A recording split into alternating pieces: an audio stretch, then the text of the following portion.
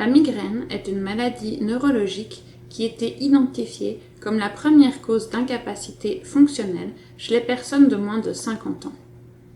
La migraine atteint plus d'1 milliard de personnes dans le monde et sa prévalence est au sommet entre 35 et 39 ans.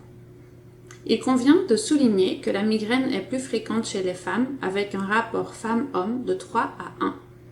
Les deux types de migraines les plus courants sont la migraine sans aura et la migraine avec aura. En outre, une minorité de personnes souffrant de migraine développent une migraine chronique avec laquelle les crises deviennent très fréquentes. La migraine sans aura est caractérisée par des crises de maux de tête récurrentes accompagnées de différents symptômes tels que les nausées, la sensibilité à la lumière et la sensibilité au son. Une crise de migraine typique dure de 4 à 72 heures. Chez environ un tiers de personnes souffrant de migraine, les maux de tête sont parfois ou toujours précédés ou accompagnés de troubles neurologiques focaux transitoires qui durent de 50 à 60 minutes et sont appelés aura migraineuse. Le plus souvent, les symptômes de l'aura comprennent des troubles visuels tels que les spectres de fortification, suivis d'une paresthésie hémisensorielle. Cette dernière est typiquement caractérisée par la sensation de picotement ou un engourdissement qui se propage progressivement sur le visage ou sur le bras.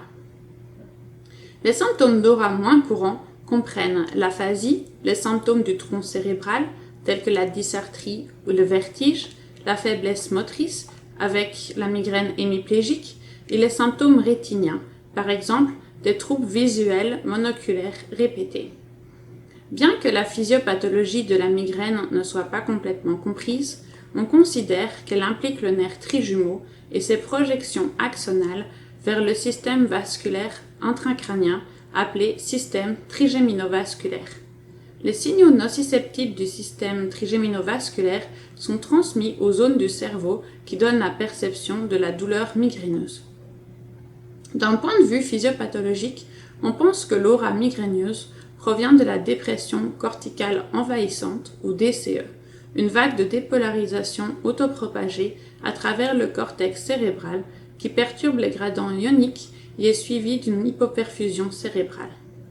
La DCE a tendance à commencer sur le lobe occipital où se trouve le cortex visuel, c'est pourquoi l'aura visuelle est si courante. Un point qui mérite d'être souligné est l'impact considérable de la migraine au niveau mondial. Des efforts organisés à grande échelle sont nécessaires pour mettre en place et améliorer les soins de la migraine qui sont soutenus par des politiques de santé solides. Il est important de retenir que la nature imprévisible et invalidante des crises de la migraine a des effets négatifs importants non seulement sur les personnes directement touchées, mais également sur leurs familles, leurs collègues et la société.